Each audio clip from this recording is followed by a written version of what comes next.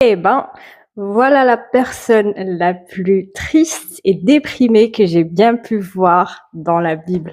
Écoute ça.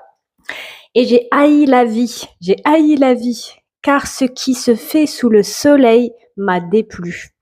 Car tout est vanité et poursuite du vent. J'ai lu ça, je fais wow. Enfin, c'est rare. Hein.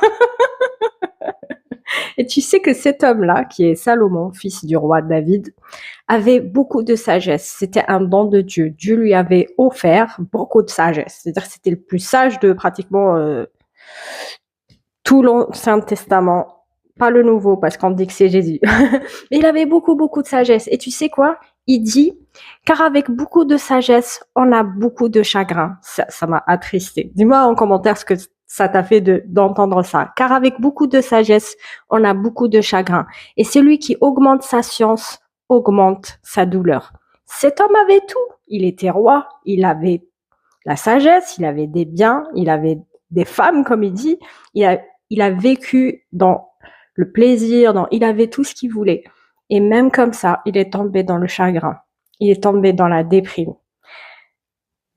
Le résumé de tout ça, parce qu'il y a une bonne nouvelle quelque part, il dit, il n'y a pas de bonheur pour l'homme qu'à manger et à boire et à faire jouir son âme du bien-être au milieu de son travail. Et c'est un don de Dieu.